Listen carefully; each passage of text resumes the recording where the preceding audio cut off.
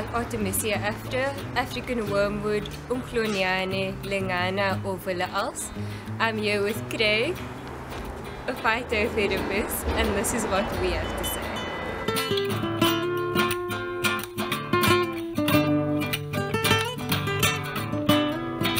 I think one of the reasons why Artemisia is so popular is just that it's so widely spread. I mean, it just grows throughout South Africa and Southern Africa, and, well, in fact, all the way from the Cederberg kind of area right the way through to the eastern part of South Africa, and then all the way up to Ethiopia. So it's just incredibly widespread. It's really easy to grow. It grows, you know, without any hassle in lots of different environments. So I think it's been just really accessible to people, and I think because it's so useful for so many common health problems, people have just ended up developing a relationship with it, and it's easily recognizable as well. So, you know, if you're out and about and it's growing, it's, you know, you can home in on it pretty quickly.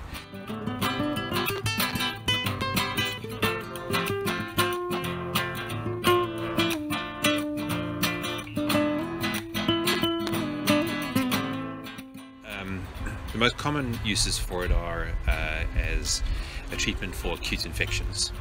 So basically, if you've got an infection, particularly if it's got a fever with it, those two combinations, the infection with the fever, that's where Umlhonyane is really successful.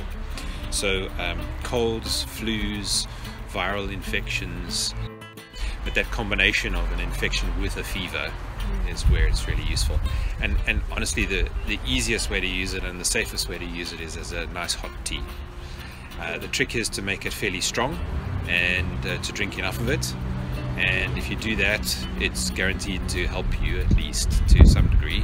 And obviously it depends on how severe the infection is. If you've got a severe infection, you obviously need to seek medical help, but it's one of those wonderful things that you can grow really, really easily. You can have it home, you can harvest it as you need it.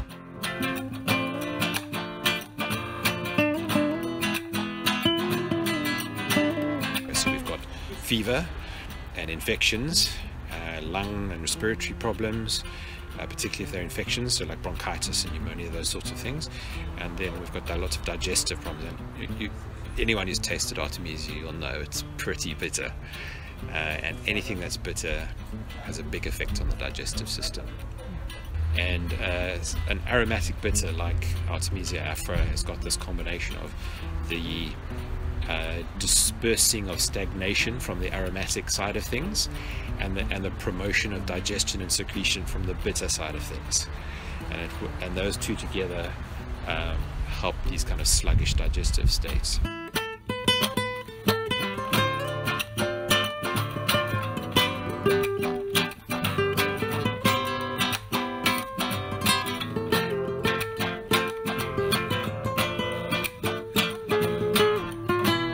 So there is a bit of a downside to it. It's packed full of really medicinal plant compounds that help give it its medicinal effect. But one of those compounds is called thujone, and thujone is in large quantities toxic, and it's toxic to the nervous system.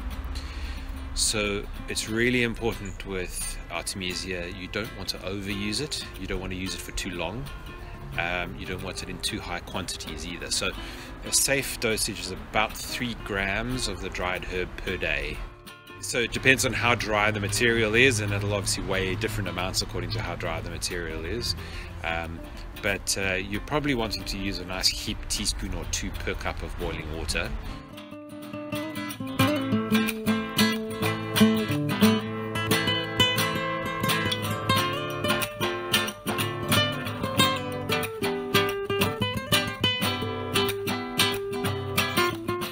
So all medicine has its place, and you get appropriate medicine. I always say, you know, it's appropriate to the situation.